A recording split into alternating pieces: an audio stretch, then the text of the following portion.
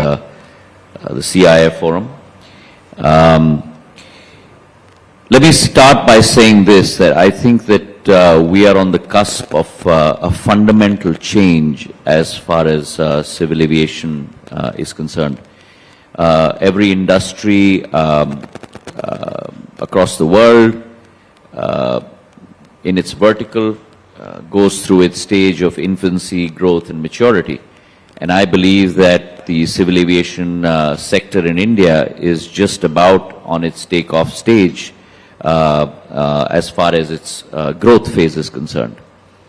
Now, if you look at the numbers over the last 4 to 5 years, the civil aviation sector has had a compounded annual growth rate of close to about 10.6%. In 2013-14, we had roughly about 6 crore passengers domestically. In the last 8 to 9 years, that figure has grown to 14.4 crores at last count. We've assumed post-COVID, as you very articulately mentioned, we have emerged, if you will, in terms of a V-shaped recovery post-COVID, where we had at one point of time all our planes sitting on the ground with no passengers, not even idling. Today, we do not have enough planes up in the air to fly the number of passengers that we would like to in our country. Pre-COVID, we had a high of roughly about 4,20,000 passengers per day. We've crested that repeatedly in the last 3 months, both in season and off season, which tells us that the winter season and the festival season that is about to come holds much greater portend in terms of a greater demand for civil aviation. So what does that mean? That means that on the one side, we've got to make sure that our airports ramp up capacity. And we've got a very, very expansive CapEx plan in place. In 2013-14, we had 74 airports, waterdromes and heliports in our country. In a period of 9 years under the leadership of the Prime Minister, we've doubled that number to 148 today. I'm going to Kanpur tomorrow, day after tomorrow, to inaugurate the new facility in Kanpur, which is roughly about 14 times its original size. So therefore, capacity building is what is on the anvil as far as civil aviation is concerned. Today, if you look at our 6 metros, we've got roughly a capacity of throughput capability of 220 million passengers. We're going to more than double that in the next 5 years. 6 metros in India will have a throughput capacity of greater than 416 million passengers in the next 3 to 4 years. So that's the kind of growth phase we're looking at in terms of airports. Similarly, as far as airlines and planes are concerned, we've all heard of the huge order put in by Air India of 470 aircraft, close to 220 with my friend on my left, and 250 with his arch rifle, which is Airbus. Now that, for India, and not only for India, but internationally, is the largest order ever placed in civil aviation history, which has happened from India. And the point I want to make here, Dineshji, is that we looked at an Air India that was crippled, an Air India that was hemorrhaging, an Air India that was posting losses greater than 600 crores a month on a sequential basis, 7,200 crores of in the red of taxpayers' money. It's not only government of India's money, it's your money. And look at how that story has turned around with the one initiative that the Prime Minister has taken to ensure the successful divestment of Air India. Today you have that same company that was bleeding 7,200 crores of taxpayers' money, putting the largest order in civil aviation history in the world on the world stage with 470. That's the kind of change that we have seen happen in civil aviation. And I'm very confident. That very clearly shows that my time is up as far as this answer is concerned. But that very clearly shows the potential for civil aviation in the days to come. And the last point I want to make is that it's not only about metro-to-metro connectivity. It's also about last mile connectivity, where I'm putting a huge thrust. Because the one thing that the Prime Minister has done, which has changed the face of civil aviation in this country in the last 9 years, is really democratize civil aviation. And Ude Desh Ka Aam Nagrik, the program that has resulted in Tier 2, Tier 3 passengers coming, city passengers coming to Tier 1 passengers and even traveling abroad. That regional connectivity and last mile connectivity must exceed its pace in terms of penetration. And that's one of the things we're looking at with even sub-20-seater aircraft. So it's not good enough having Boeing aircraft or Airbus aircraft in terms of narrow-bodied or wide-bodied. It's as important to have helicopters, to have seaplanes, to have sub-20-seater aircrafts that take people to the last mile and connect them to the last mile. Which is why Udan in 4.2 looked only at small aircrafts in terms of connectivity. And the next phase that I'm going to come out with, which is after Udan 5.0, which is going to be Udan 5.1, is again looking at small aircraft connectivity. Because if you are providing that last mile connectivity, then you're going to have a seamless connectivity from Tier 3 cities to Tier 1 cities to people even going abroad. And that's what our goal is. Thank you, sir. I mean, wonderfully put. And as always, you put it in very simple terms for all of us to be able to understand. But if I can just step back and look at it and say, what do you think are the challenges we will face? And how do you think we can overcome them? Not just from the, I would call it, operating infrastructure, but also from the management of such a large growth in passenger volumes which you are expecting in the future. So the first thing that we have to do is to make sure that our view, whether you're an airline, whether you're an airport, or whether you're Government of India, our view is that of a service-oriented business towards our customers. It has to be a customer-centric point of view. And therefore, I believe our role in government today as a ministry is also not to be that one of a regulator, but to be of a facilitator. And therefore, to get all stakeholders on board, make sure that you resolve their pain points, because in resolution of their pain points and making sure that a facilitatory environment is created for them to grow, lies the growth of India and lies the growth of civil aviation. And so that has been our motive and our resolve over the last 2.5 years, whether it's looking at airlines, whether it's looking at airports, whether it's looking at MROs or FTOs. We've scrapped a number of rules, made it much simpler, much easier, got rid of royalty payments, got rid of exacerbated rental payments to make sure that it's a service-led organization. We've sat with airlines, and one of the things that I was made aware of is that not only has the price of ATF, for example, gone up by almost 2x. It used to be 53,000 rupees a kiloliter pre-COVID. It's now close to 107,000 rupees a kiloliter. But that constitutes close to about 40% of the cost structure of an airline.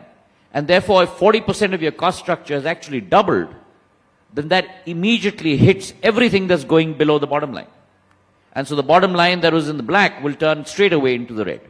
And so one of the things that we looked at immediately was to look at states and imploring states, bring them on board to ensure they reduce VAT on air turbine fuel.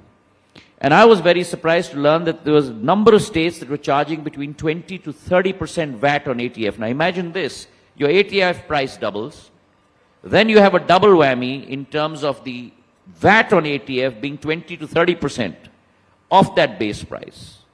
And therefore that cripples airlines in multiple ways. And so therefore a scenario in 2021 where we had only 12 states that charged between 1 to 4% VAT on ATF and almost close to about 24 states and union territories that charge between 20 to 30%. By imploring states, and through your forum, I'd like to thank all the state governments, the chief ministers, who've actually facilitated this.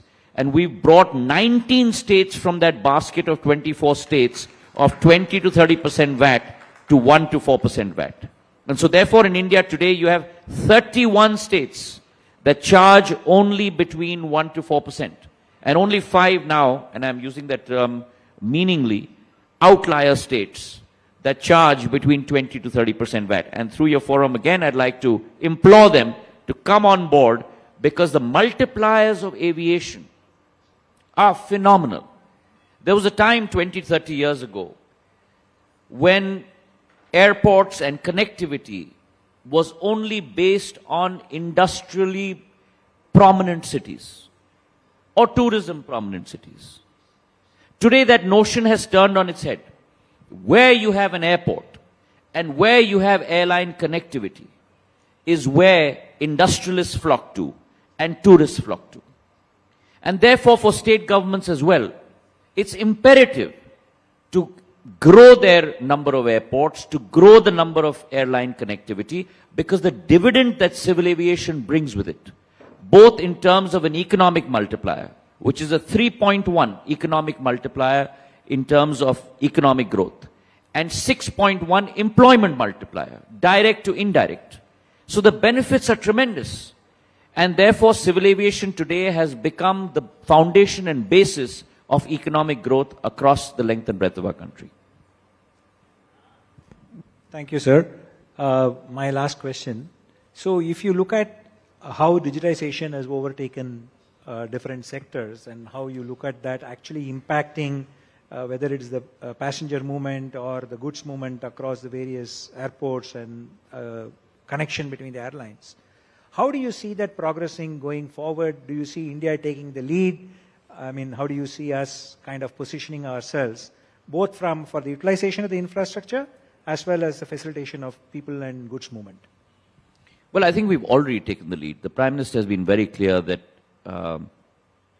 when you see an opportunity and when you see nascency, your vision and your dream must be that India should be the leader in that sector. And let me give you two examples in Asia. The first is the area of drones, an area which had been not explored until today.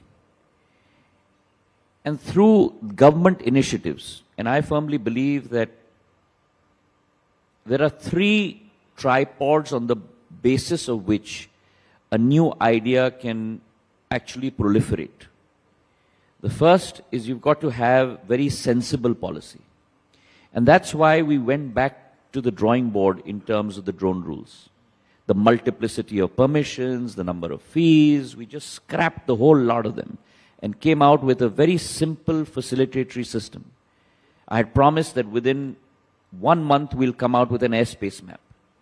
A very difficult exercise, because you can imagine you've got to coordinate with central government ministries, defense, many other institutional areas, power, so on and so forth.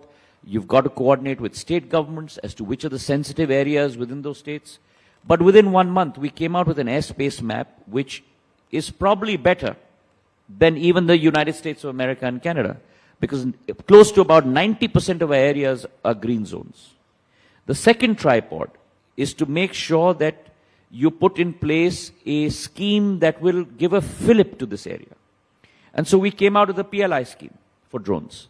And an industry that was in its nascency of close to about 60 odd crores, our PLI scheme over a period of 3 years for both drone parts manufacturing, drone manufacturing and services constituted a budgetary outlay of close to about 120 crores, double the size of an industry. And in the last 1 year, through the PLI scheme, we have dispersed almost 30 crores in the first year to multiple companies. The third tripod is actually demand creation. Because you may have a great product, you may have great incentive, but unless there's a market out there, you can't sell it. And so government actually went out on a limb to create that market and that demand.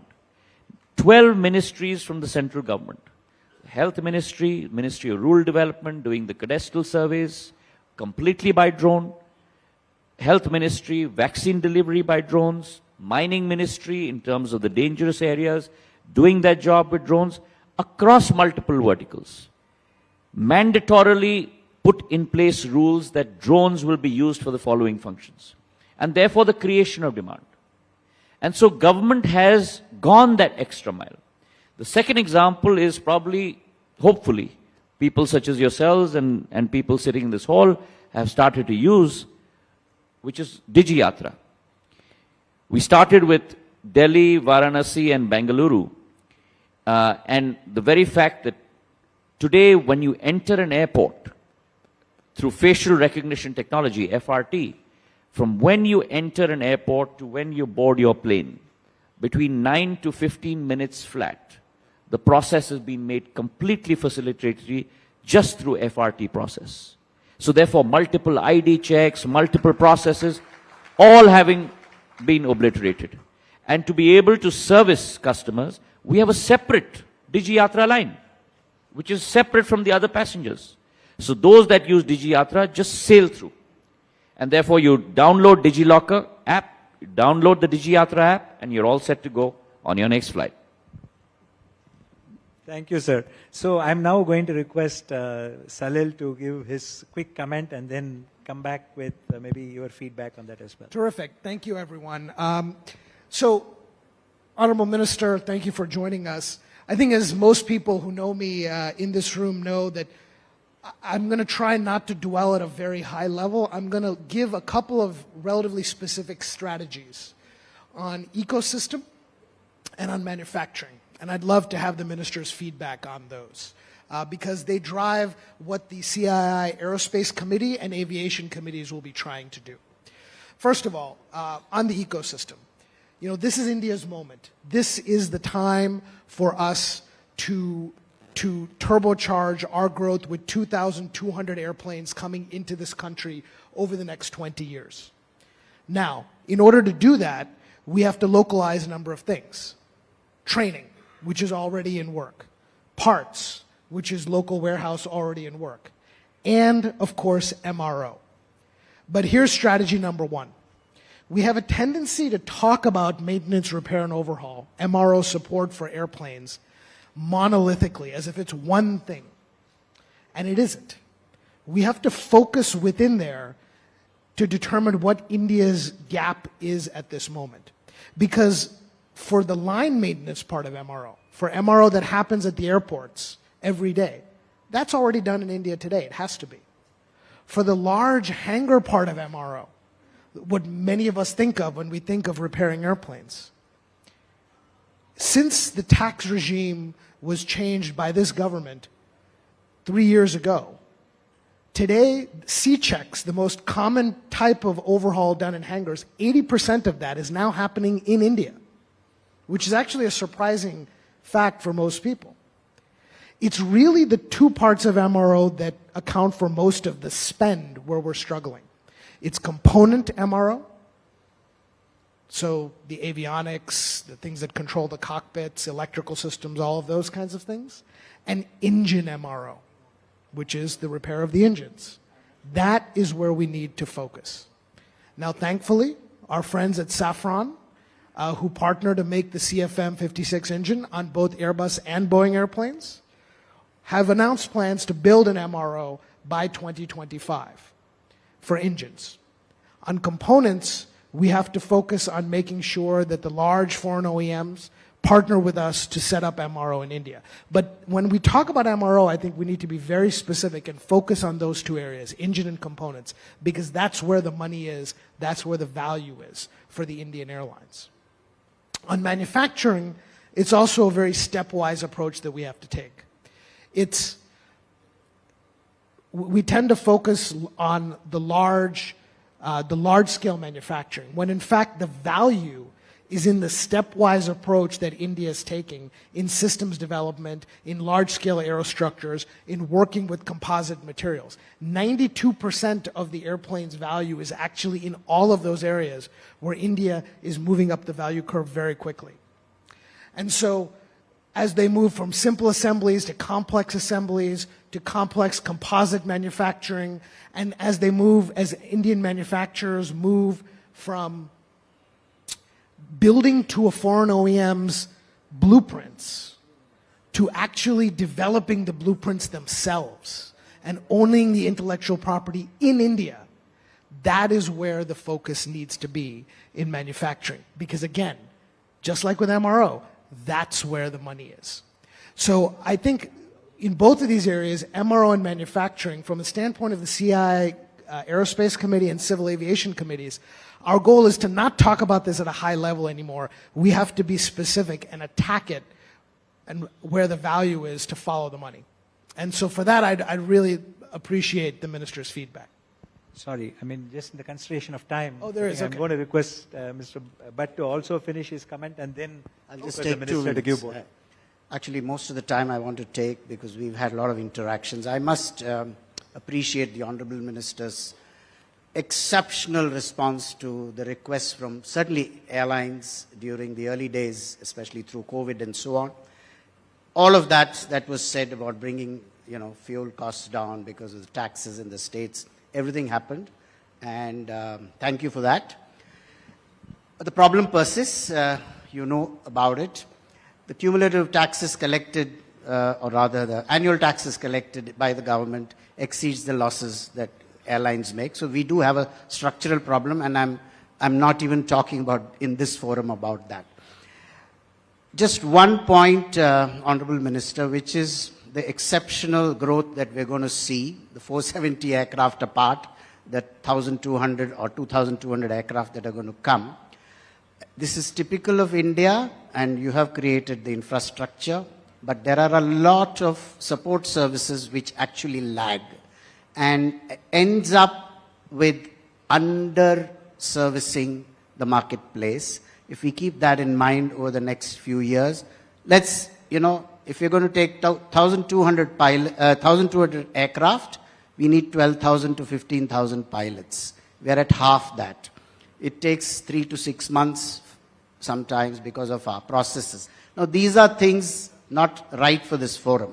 The second point I just want to make is we are civil aviation, but as a country, we know that the smaller countries which don't have a domestic market at all have looked at aviation along with tourism and hospitality and have clubbed the whole thing together as a huge contributor to the economy as well as jobs.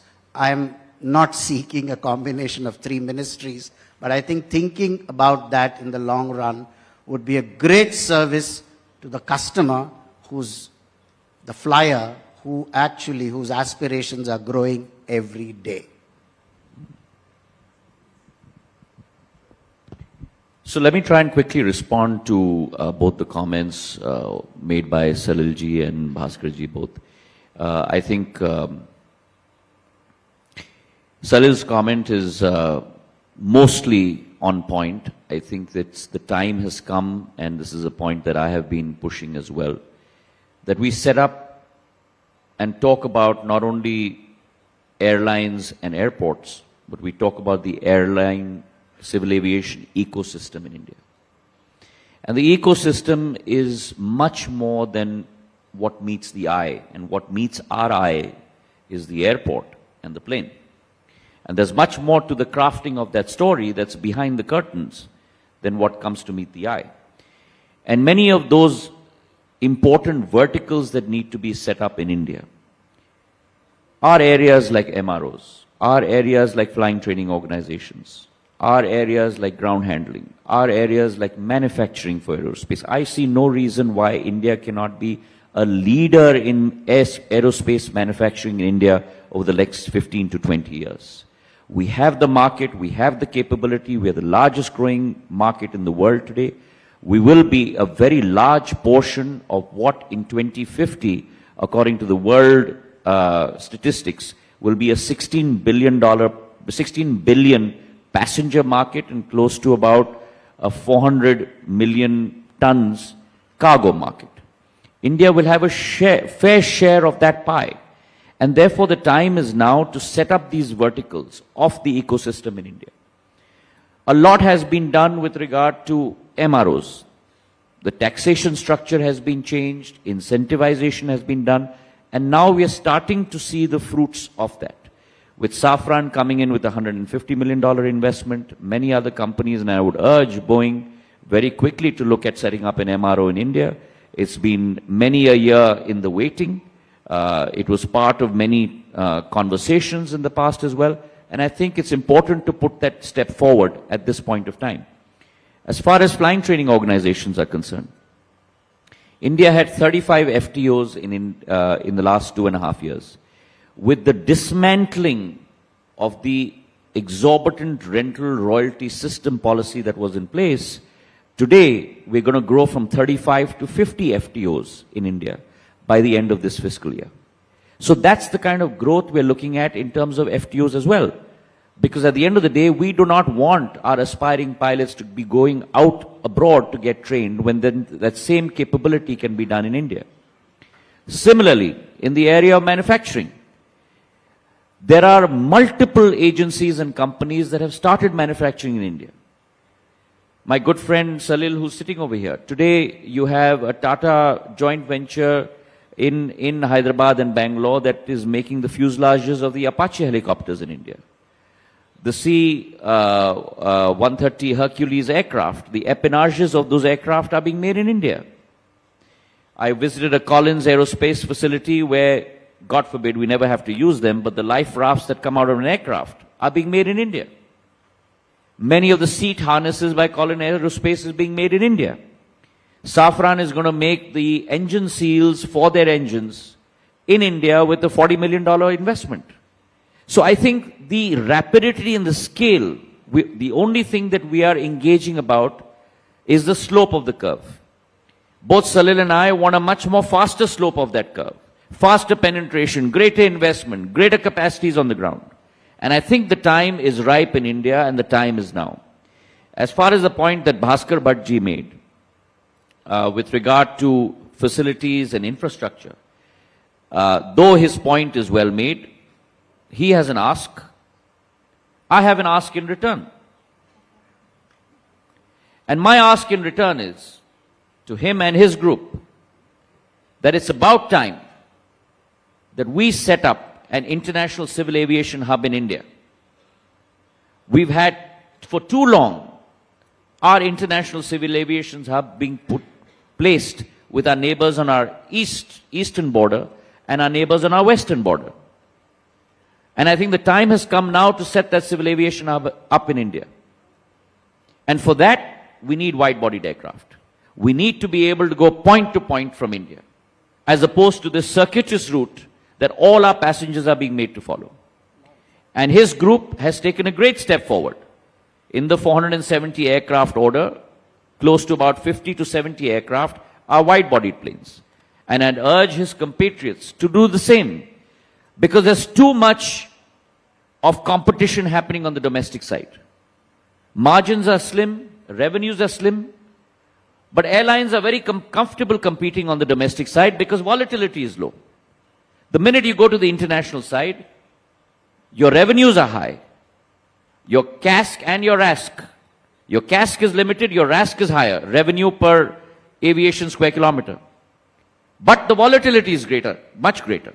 And therefore the time has come for now, and I plead that with the airlines. Take risk, face volatility, because India's flag has to fly on the international space. Thank you, sir. I think in your, I would call it short time you have spent with us, you have made sure that we, walk away feeling motivated, excited, and as you said, ready to make India the hub of the future aviation. Only one suggestion, if I can leave with you. You mentioned about these benchmarks in terms of how passenger movement is going to take place, how aircraft movement is going to take place. My request to you would be that if you can actually publicize this as an actual data benchmark, I think that will help us convince the rest of the world how we are moving forward in the path to the future. I'm sure it's already on your agenda and would request you to, start publishing that information so that we can really talk about this openly as CII and as business people who have India's interest at heart. Dineshji, if I may respond to that, and you're absolutely right in terms of from a marketing standpoint. But let me also say this, that in my life I have encountered two types of thoughts. One thought where one overcommits but underdelivers. I prefer to be the reverse, that I undercommit and I overdeliver. Thank you, sir. Thank you. Once again, ladies and gentlemen, I would like all of us to give him a big applause in terms of what he's doing for the future of the aviation sector in India. Thank you, sir. Thank you.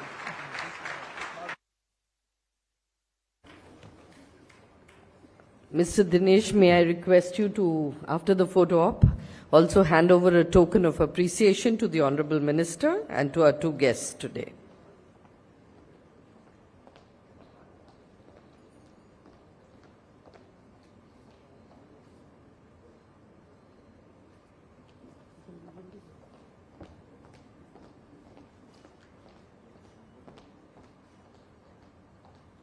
And also one for Mr. Salil Gupte, Chairman CII National Committee on Aerospace and President Boeing India. And one to Mr. Bhaskar Bhatt, Co-Chair CII National Committee on Civil Aviation and Chairman Vistara.